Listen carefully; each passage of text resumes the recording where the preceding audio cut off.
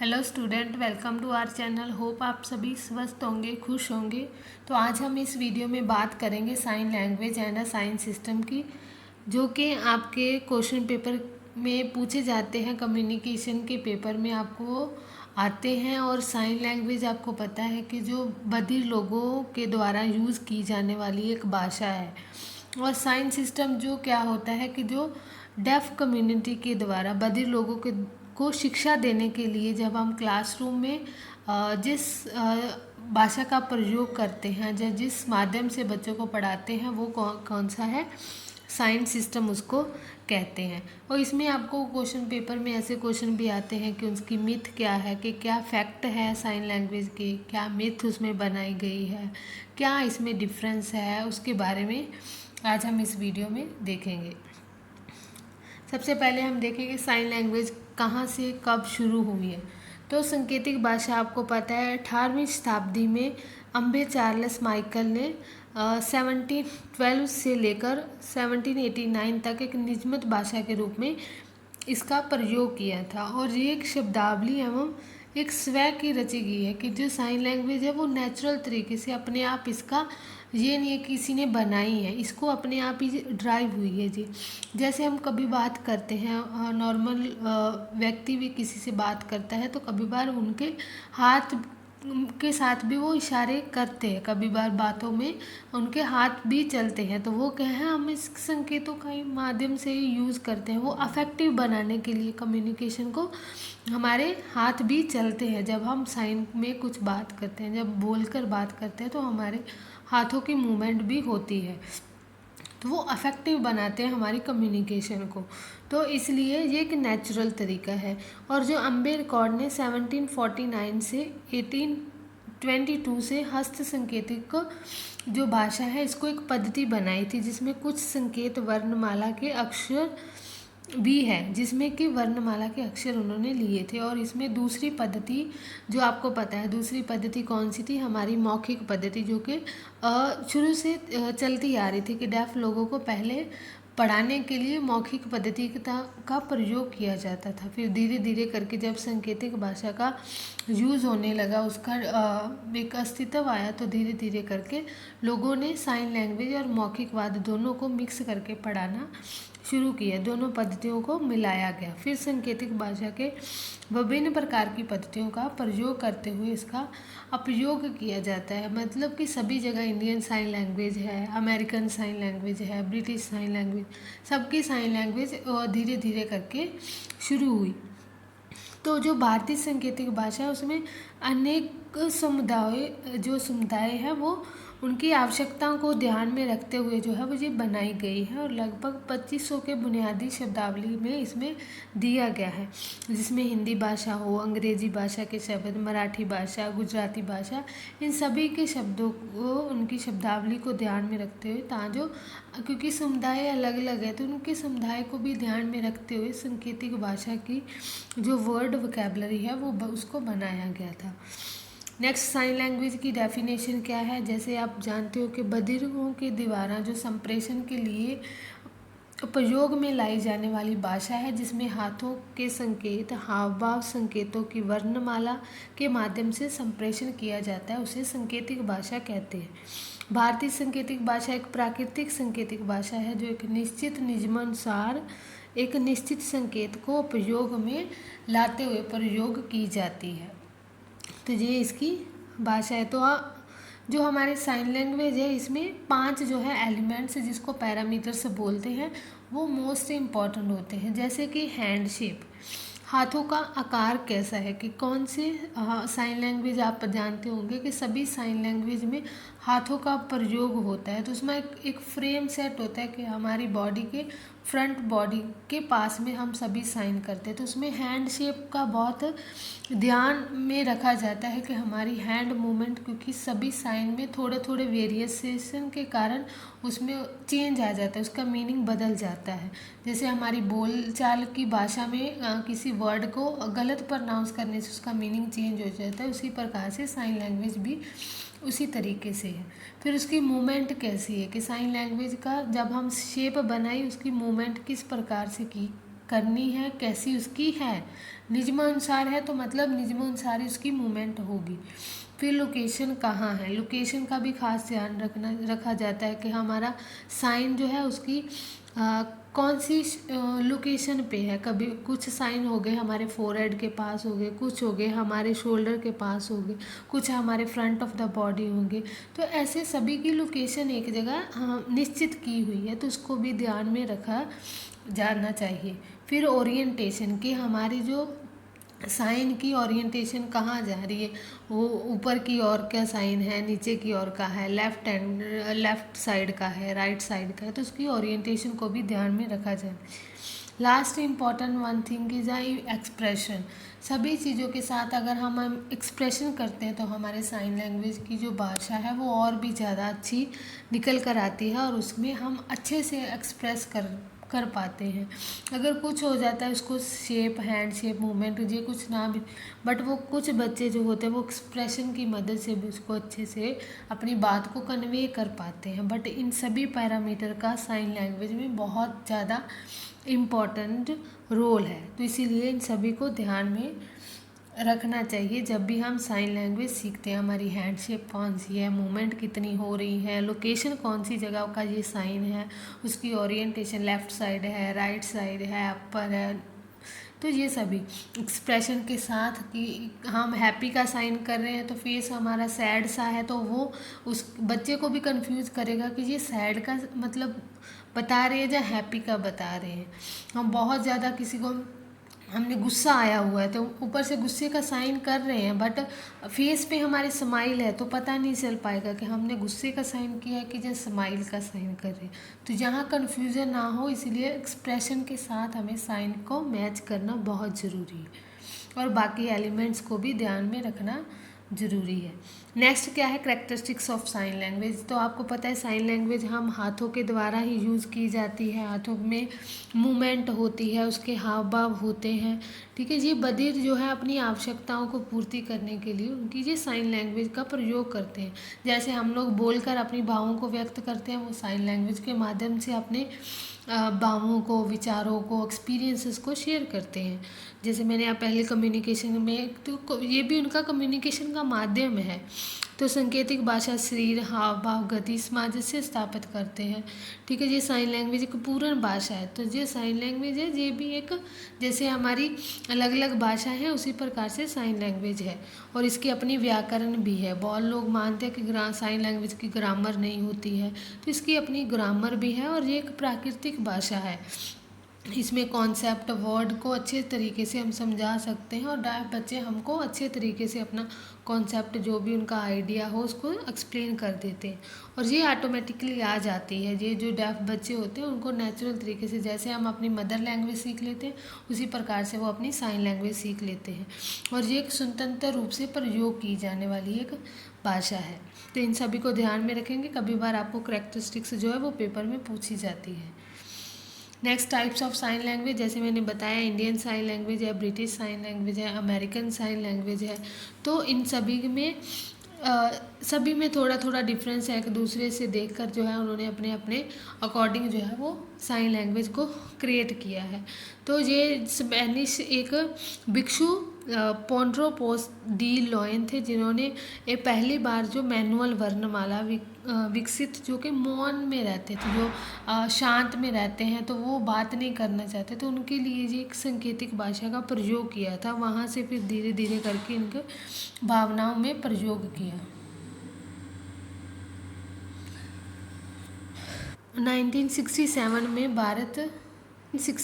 में भारत सरकार ने आधिकारिक तौर पे इंडियन साइन लैंग्वेज देश की आधिकारिक सांकेतिक भाषा के रूप में इसको मान्यता दे दी। फिर सभी लोग जो है इसको एक भाषा के रूप में, इसका एक अनूठा व्याकरण है, जैसे मैंने बोला कि साइन लैंग्वेज की अपनी ग्रामर है, इसका वाक्य विन्यास अपना है, शब्दावली इनकी अपनी है, जो अंग्रेजी और हिंदी जैसी बोले जानी भाषाओं से अलग है और जहाँ अर्थ बताने के लिए हाथों के इशारे, चेहरों के भाव, उनका सामंजस्य का प्रयोग करते हैं। उन सभी को मिक्सचर है, जैसे कि हमारे हाव भाव भी सही होने चाहिए जब हम साइन कर रहे हैं, तो उनके सभी के साथ ही हम अपनी बात को कन्वे कर पाते हैं, जो दूसरे की बात को समझ पाते हैं। अगर बधिर लोग हमें कुछ बोल रहे हैं तो उनके साइन, हाव भाव, एक्सप्रेशन, उनकी सभी बॉडी लैंग्वेज, वो सभी की मदद से ही हम उनकी बात को समझ पाते हैं और हम अपनी बात को उन सभी पैरामीटर को यूज़ करते हुए बता पाते हैं। नेक्स्ट है ब्रिटिश साइन लैंग्वेज। इसमें 18वीं शताब्दी में ये देखी गई थी। इसमें पहले ये भारत की ही साइन लैंग्वेज का प्रयोग करते थे, फिर धीरे धीरे करके इन्होंने अपनी व्याकरण और शब्दावली के साथ एक अलग भाषा के रूप में इसको विकसित किया था। फिर जो अमेरिकन साइन लैंग्वेज है, ये 1 हैंडेड साइन लैंग्वेज करते हैं। इसमें एक हाथ से ज़्यादा फिंगर स्पेलिंग करते हैं, अपनी बात को कन्वे करते हैं। तो ये अमेरिकन साइन लैंग्वेज आती है, जो कि वहाँ के जो डेफ लोग हैं, जो बधिर लोग हैं, जो कम सुनने वाले हैं, उनके द्वारा, और जो सुनते हैं वो एक इंटरप्रेटर की तरह इस भाषा का प्रयोग करते हैं। अब कुछ आते हैं इम्पॉर्टेंट थिंग्स, जो कि मिथ और फैक्ट्स हमारी सोसाइटी ने एक साइन लैंग्वेज को लेकर बना रखे हैं। कि मिथ, मान लो मिथ होती है कि जैसे हमने कुछ अपने तरीके से मान लेते हैं कि हाँ ये होगा, ठीक है। फैक्ट होते हैं कि उसकी सच्चाई क्या है, ठीक है। मिथ में आता है कि जैसे इंडियन साइन लैंग्वेज सिर्फ जेस्चर का प्रयोग किया जाता है, तो हम इसमें जेस्चर अकेले नहीं है, हमारे फेस एक्सप्रेशन है, हैंड मूवमेंट है, हमारा ओरिएंटेशन है, लोकेशन है, वो सभी है। तो हम सिर्फ जेस्चर का, बॉडी लैंग्वेज का, अकेले का प्रयोग नहीं करते, हमारी सभी चीज़ें इन्वॉल्वमेंट है। बट लोगों का ये मानना है कि नहीं, सिर्फ जेस्चर ही एक साइन लैंग्वेज है। फिर ये मानते हैं कि सांकेतिक भाषा की यूनिवर्सल है। क्या आपको लगता है कि सांकेतिक भाषा यूनिवर्सल है? नहीं है। सांकेतिक भाषा जैसे हमारी खुद की भाषा जो है वो हम अदर स्टेट में जाते हैं तो चेंज हो जाती है, उसी प्रकार से हमारी साइन लैंग्वेज भी वो यूनिवर्सल नहीं है, सभी की अलग अलग है, सभी की स्टेट वाइज अलग हो सकती है, कंट्री वाइज अलग अलग है, इसलिए हम इसको यूनिवर्सल नहीं मान सकते। बट मिथ क्या बनी हुई है कि सभी एक ही है, तो ये भी चीज़ क्या है, गलत है। इसमें फैक्ट क्या है, सांकेतिक भाषा एक भाषा है जिसके स्वयं के सिद्धांत है। तो ये फैक्ट बात है कि जो हमने बोला कि इसके नियमानुसार बनी हुई है, इसकी ग्रामर है, तो वो क्या है, इसकी स्वयं के सिद्धांत है, प्रिंसिपल है। तो ये एक यूनिवर्सल नहीं है, सबकी अलग अलग है। फिर क्या है, डेफ लोगों की आबादी कम है। क्या आपको लगता है डेफ लोगों की आबादी कम है? बिल्कुल नहीं, डेफ लोगों की आबादी भी है, बट हम लोगों ने देखे नहीं होते, इसलिए हमें लगता है कि कम है, तो वो भी एक मिथ बनी गई है। डेफ लोगों की आबादी है, यहाँ आज़ादी लिखा है, आबादी है, ठीक है। इसको थोड़ा कर लेना कि डेफ लोगों की आबादी अच्छी खासी है, बट हम लोग को नहीं जानते, इसीलिए हम लोगों ने एक मिथ बनाई हुई है। नेक्स्ट क्या है, ये ब कर लेना। जो डेफ पीपल साइन लैंग्वेज नहीं जानते वो संप्रेषण नहीं कर पाते। ये भी हम लोगों ने मिथ बनाई है कि जो साइन नहीं जानते वो बात ही नहीं कर पाते, ऐसा नहीं है। वो जो डेफ लोग साइन लैंग्वेज नहीं जानते वो भी अपना संप्रेषण करते हैं। साइन लैंग्वेज नहीं जानते वो कम्युनिकेशन कर पाते हैं, उनके अलग अलग कारण है। वो बॉडी लैंग्वेज हो गया, फेस एक्सप्रेशन हो गया, और भी कई ऑरलिज्म के माध्यम से कुछ कर लेते हैं कि बोल पाते हैं थोड़ा बहुत, तो वो उससे अपना जो है कम्युनिकेशन कर लेते हैं। ऐसा नहीं है कि वो नहीं करते, तो बिल्कुल नहीं जानते कुछ भी।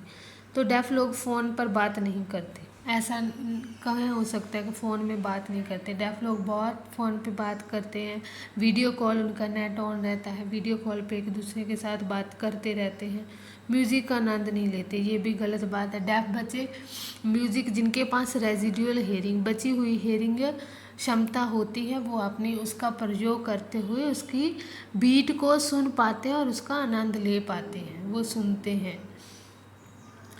जो सभी बधिर हैं वो साइन का प्रयोग करते हैं। अब ये भी नहीं है कि सभी बधिर जो हैं वो साइन का प्रयोग करते हैं, कुछ हो सकता है ऑरलिज्म का प्रयोग करते हो, कुछ बोलकर बताते हो, और ही अपने तरीके से कोई ना कोई एक्सप्रेशन की मदद से, साइन की मदद से, बॉडी लैंग्वेज की मदद से।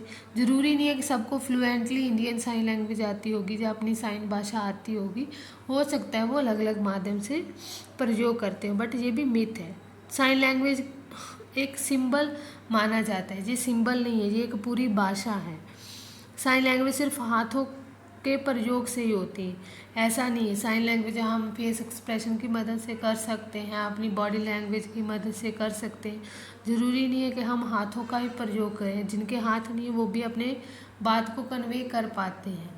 डेफ म्यूज़िक का आनंद लेते हैं, बिल्कुल डांस भी करते हैं, ये जैसे इसमें बताया फैक्ट ये है, ठीक है। और ये जो हम लोग मानते हैं कि नहीं कर पाते, ये इंग्लिश का एक विजुअल फॉर्म है। ये मानते हैं कि इंग्लिश का विजुअल फॉर्म है, नहीं, बट ये इसकी इंग्लिश का विजुअल फॉर्म नहीं, साइन लैंग्वेज की अपनी बनी हुई वाक्य विन्यास है, अपनी ग्रामर है, अपनी उसकी वोकैबुलरी है और अपनी उसकी ये भाषा है। ये सभी जगह एक समान होती है, तो ऐसा नहीं है, साइन लैंग्वेज सभी जगह एक समान नहीं है, इसको भी ध्यान में रखेंगे। नेक्स्ट आता है हमारा साइंस सिस्टम। तो साइंस सिस्टम क्या है, जो कि आरंभिक शिक्षकों का योगदान है, जिनमें 1500 के दशक में एक स्पेनिश बोनोड्रिक्स भिक्षु था, पॉन्ड्रोस पॉस जिस लियोन स्पेनिश, जिसने छात्रों को शिक्षित करने में मदद करने के लिए संकेतों का प्रयोग किया था, जो सुन नहीं सकते थे, और माना जाता था कि वह कम सुनने वाले और बधिर व्यक्तियों को पढ़ाने के लिए इस विधि का उन्होंने प्रयोग किया था, इंडियन साइंस सिस्टम। और इंडियन साइंस सिस्टम में वर्ड टू वर्ड हम क्या करते हैं, साइन करते हैं। हमें सभी चीज़ों के बच्चों को क्लासरूम में पढ़ाने के लिए इंडियन साइंस सिस्टम का ही प्रयोग किया जाता है। और इसमें मैनुअल कोड होते हैं, क ख ग का साइन होगा, सभी चीज़ों के वर्ड टू वर्ड साइन, में के ते व्याकरण, सभी चीज़ों के जो हम क्लासरूम में वर्ड पढ़ा रहे हैं, सेंटेंस पढ़ा रहे हैं, उस सेंटेंस का सभी का साइन करना पड़ेगा। जैसे आप कोई भी सेंटेंस बोलते हो, माई नेम इज़ दिस, सो आपको माई नेम इज़ पूरा नाम का जो है वो स्पेलिंग जस्ट साइन करना पड़ेगा। नेम का साइन क्या है, माई का साइन क्या है, इज़ का साइन क्या है। I am studying in this class, so my उस स्टडी का साइन, क्लास का साइन, इस क्लास में, उन सभी के जब साइन करते हैं उसको इंडियन साइंस सिस्टम बोला जाता है। ये एक मैनुअल कोडित होती है और इसमें मौखिक भाषाओं के शब्द कर्म और व्याकरण के साथ बाती संकेतिक भाषा शब्दों का प्रयोग करते हैं, ठीक है। तो ये हम उनकी जो भी हमारी बाकी अ, व्याकरण है, मौखिक भाषा की व्याकरण है, उसका प्रयोग करते हुए हम बच्चों को क्या करते हैं, साइंस सिस्टम सिखाते हैं। साइंस सिस्टम की करेक्टरिस्टिक्स क्या है कि ये एक मैनुअल साइन है। मैनुअल साइन का क्या होता है, मैनुअल मीन्स होता है हमारी साइन लैंग्वेज की, जैसे क ख ग हिंदी की मैनुअल साइन है वो सब। ये आर्टिकल्स है, ये एक वर्बल, ये आर्टिफिशियल है, आर्टिकल नहीं है, ये आर्टिफिशियल है। आर्टिफिशियल मीन्स कि ये वर्बल लैंग्वेज की व्याकरण को प्रयोग करता है और ये हियरिंग लोगों के द्वारा बनाई है। जो डेफ साइन लैंग्वेज है, जो साइन लैंग्वेज है वो डेफ लोगों के द्वारा बनाई है, और जो इंडियन साइंस सिस्टम है वो किनके द्वारा बनाई गई है, वो हियरिंग लोगों के द्वारा बनाई गई है। और साइन लैंग्वेज क्या होती है, नेचुरल होती है, और ये आर्टिफिशियल है, आर्टिकल नहीं है, इसको ध्यान रखना है, ठीक है। और ये स्पीच के साथ प्रयोग की जाती है, और ये स्पीच के साथ हम यूज़ करते हैं। और साइंस सिस्टम जो है वो ये टीसी मोड पर आधारित होती है और इसकी स्वतंत्र व्याकरण नहीं है। ये मौखिक जो ग्रामर होती है, जैसे बोली जाने वाली भाषा की जो ग्रामर होती है उस पर डिपेंडेंट होती है। और ये 75% सभी देशों में एक समान होती है, इसमें ज़्यादा डिफरेंस नहीं होता है। इसमें आ गया sign language and science system में डिफरेंस।